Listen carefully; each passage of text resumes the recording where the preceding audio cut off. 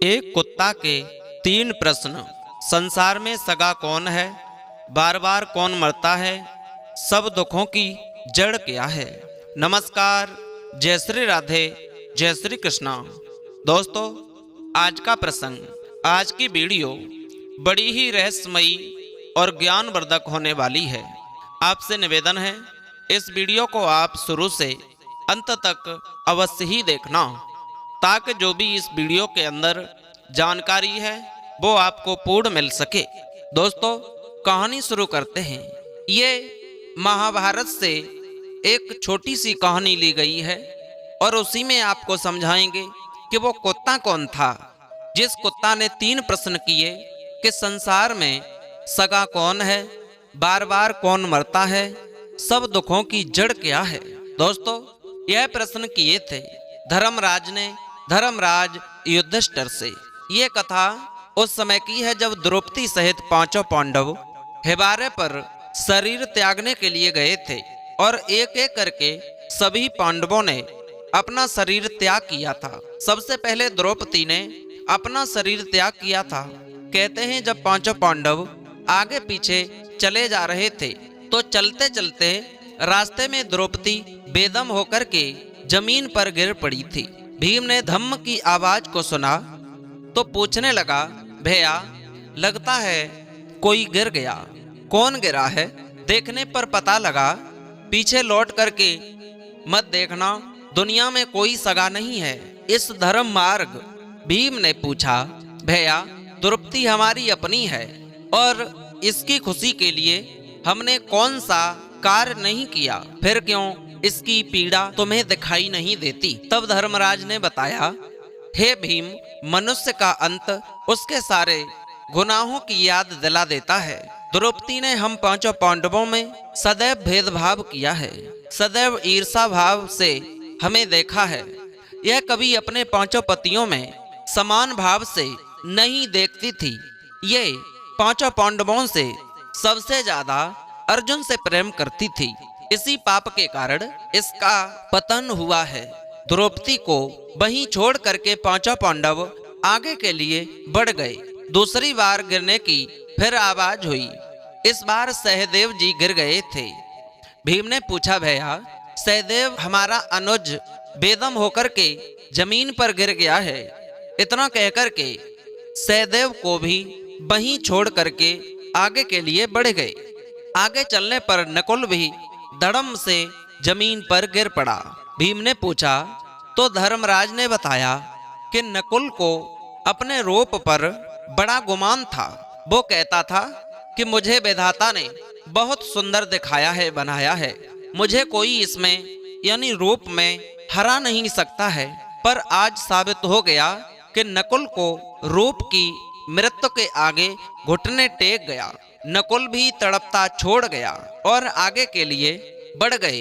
कुछ दूर आगे जाने पर अर्जुन का पैर फिसल पड़ा और जमीन पर गिर गया।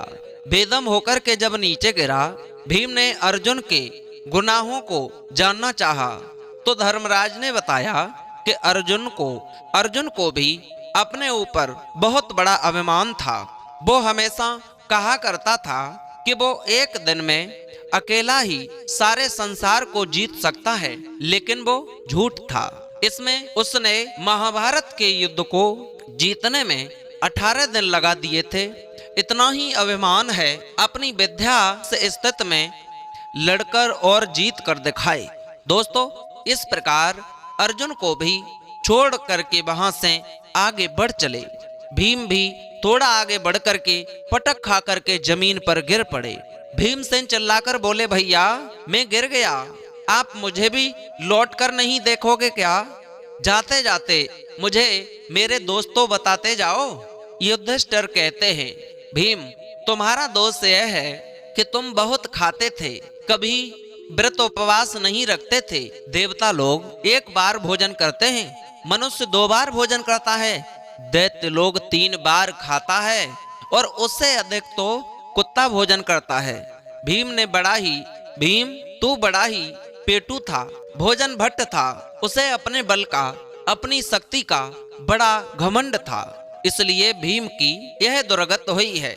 अपना शरीर छोड़ते थे, केवल धर्म आपका साथ नहीं छोड़ना चाहा। धर्म के साथ जो कुत्ता था, वह कुत्ता उनके पूरे जीवन काल के चक्र में चलता रहा।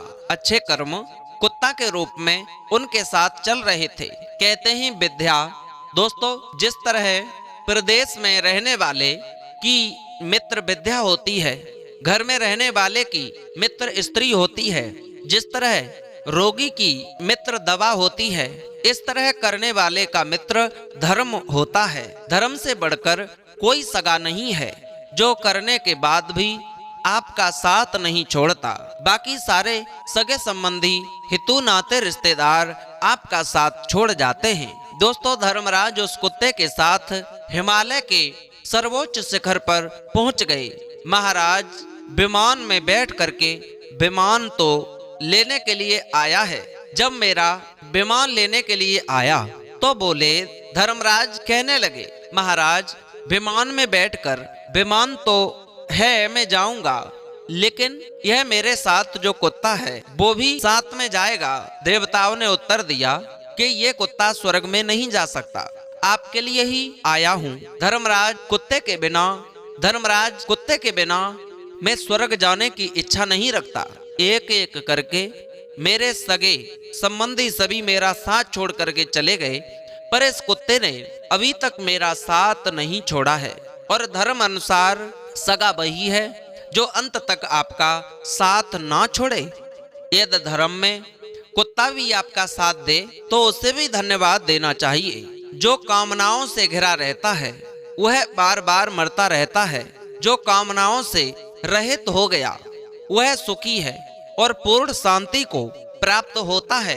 कई बार हम निरंतर और अंतिम कामनाओं के कारण अनावश्यक चिंताओं और तनाव से भर जाते हैं, जबकि कामनाओं को त्याग कर हम सहज में ही उससे मुक्ति को पा सकते हैं। इस संबंध में मैं आपको एक दृष्टांत सुनाता हूँ। एक बड़ा ही धनी व्यापारी था, उसके पास बहुत सारा धन था, उसका व्यवसाय भी खूब अच्छे से चल रहा था, खूब पैसा था उसके पास। व्यापारी अपने घर में बड़ा बेचैन अवस्था में लेटा हुआ था, उसे नींद नहीं आ रही थी, उसके मन में चैन नहीं था, बहुत बेचैनी थी। पत्नी ने पति को बेचैन देखा तो पूछा, क्या हो गया है आपको? दूसरे दिन भी उसकी यही हालत थी।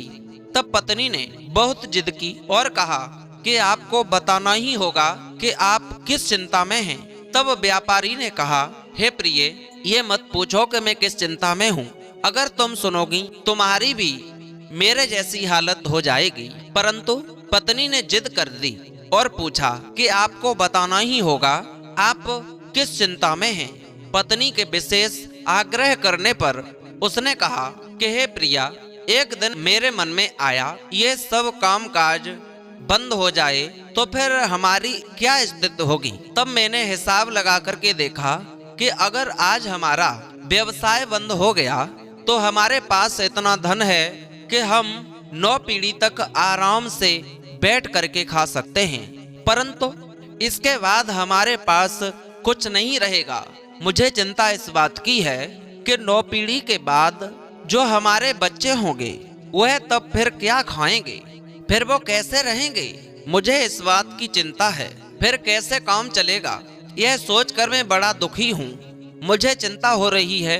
पत्नी बड़ी ही बुद्धिमान थी, बोली, ठीक है, अभी आप चिंता मत करो, कल हम एक संत जी के पास चलेंगे और उनसे अपनी समस्या का हल पूछेंगे, आज सो जाइए। तो दोस्तों, पत्नी ने उसे किसी तरह से सुला दिया। अगले दिन जब गाड़ी में बैठ कर के चलने लगे तो पत्नी ने महात्मा जी को देने के लिए गाड़ी में कुछ नए फल, कुछ प्रसाद रख लिया। यह देख करके पति ने कहा, यह सब क्यों ले जा रही हो? यह सब तो मैंने कल हिसाब में जोड़ा ही था। पत्नी ने कहा, कोई बात नहीं, कौन सा हमें रोज रोज ले जाना है, आज ही की बात है। पत्नी के साथ व्यापारी वहां गया। अब वे दोनों संत के आश्रम में पहुंचे। व्यापारी की पत्नी ने जो सामान भेंट थी वो भेंट वह सब संतों को देना चाहा। जो भेंट थी उस पत्नी के पास वो सब उन संत को देना चाहा, तो संत रोकते हुए अपने शिष्यों से बोले कि अपने घर में कितना सामान है। शिष्यों ने जवाब दिया, ये रात भर तक के लिए सब कुछ हो जाएगा, कल सवेरे के लिए नहीं रहेगा।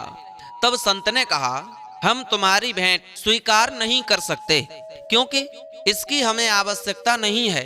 अभी तो हमारे पास खाने पीने के लिए पर्याप्त है। पत्नी ने कहा, कोई बात नहीं, आप कल के लिए रख लीजिए। तब संत ने कहा, कल की आप चिंता ना करें, कल की चिंता हमारे ठाकुर जी करेंगे, हमें नहीं करनी है। हाँ, यदि आज के लिए सामान नहीं होता तो तुम्हारी भेंट रख लेते। दोस्तों, पत्नी से व्यापारी पति बोला, प्रिय चलो अब चलते हैं। पत्नी ने कहा, अभी आपने अपने प्रश्न का समाधान तो पूछा ही नहीं है। व्यापारी ने कहा कि अब उसकी जरूरत नहीं है, मुझे उसका समाधान मिल गया है। संत को कल की चिंता नहीं है और मुझे 9 पीढ़ी आगे की चिंता हो रही है। जिन लोगों का प्रभु पर विश्वास नहीं होता, उनका यही हाल होता है। दोस्तों, जिस दिन हमारा मन कामनाओं से रहित हो जाएगा, मन में कोई भेदभाव नहीं रहेगा, उस दिन हम सुखी हो जाएंगे। धर्मराज का जवाब सुनकर के बड़े प्रसन्न हुए विमान में बैठ करके स्वर्ग लोक के लिए चले गए। दोस्तों, उम्मीद है आपको ये वीडियो पसंद आई होगी। तो आप समझ गए होंगे कि संसार में सबसे सुखी कौन है और सबसे सगा कौन है और बार बार कौन मरता है, सब दुखों की जड़ क्या है। ये कुत्ता के 3 प्रश्न थे। आपको भली भांति इस कहानी के माध्यम से समझाया, समझ चुके होंगे। नए इंटरेस्टिंग टॉपिक के साथ, मोटिवेट करने वाली कहानी के साथ, तब तक